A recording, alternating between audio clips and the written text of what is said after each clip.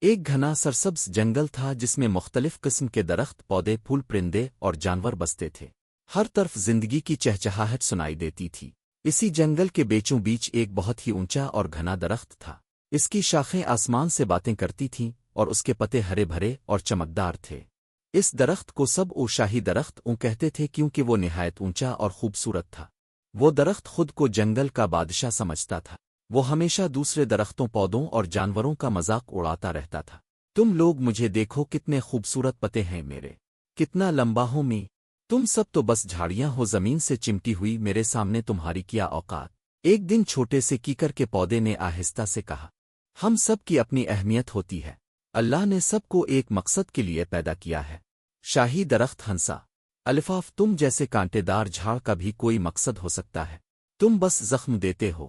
پاس ہی ایک ننھا سا پھول شرما کر بولا، ہم پھول لوگ کم از کم خوشبو تو دیتے ہیں۔ شاہی درخت نے غصے سے جواب دیا، ہاں لیکن تمہاری عمر ہی کیا ہے؟ سورج نکلا، مرجھا گئے، جنگل کے جانور بھی اس کے غرور سے تنگ تھے۔ پرندے اس پر گھونسلہ بناتے تو وہ شاخ ہلا کر انہیں اڑا دیتا۔ خرگوش ہرن اس کے نیچے سائے میں بیٹھتے تو وہ اپنی جڑیں پھیلا کر ان کا آرام خراب کرتا۔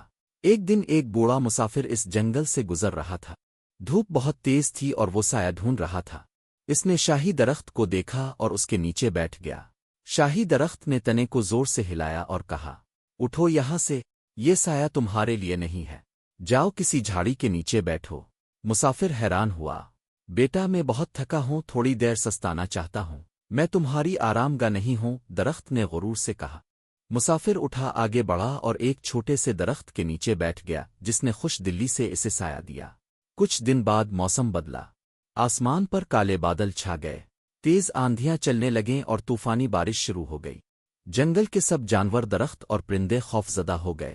طوفان اتنا زوردار تھا کہ درخت جائے کرنے لگے، شاخیں ٹوٹنے لگیں، مگر چھوٹے پودے اور جھاڑیاں زمین کے قریب ہونے کی وجہ سے بچ گئیں۔ شاہی درخت نے آسمان کی طرف دیکھا اور غرور سے کہا، میں اتنا مضبوط ہوں، یہ طوفان میرا کچھ نہیں بگاڑ سکتا۔ لیکن طوفان کی شدت میں اضافہ ہوا۔ آندھیوں نے اس کے اونچے شاخوں کو جکڑ لیا، بجلی زور سے کڑکی اور ایک تیز چمکتی ہوئی چمک شاہی درخت پر گری۔ زوردار دھماکے کے ساتھ درخت دو حصوں میں ٹوٹ گیا۔ جنگل میں سناٹا چھا گیا۔ اگلی صبح سورج نکلا، پرندے واپس آئے، سب جانور آہستہ آہستہ شاہی درخت کے پاس جمع ہوئے جو اب زمین پر گرا پڑا تھا، جلا ہوا اور ٹوٹا ہوا۔ چھوٹے کیکر کے پودے نے افسوس سے کہا، اگر تم نے کبھی ہمیں عزت دی ہوتی تو آج تم اکیلے نہ گرتے، ہم تمہیں سہارا دیتے۔ ننھے پھول نے آہستہ سے کہا، غرور ہمیشہ زوال کا باعث بنتا ہے۔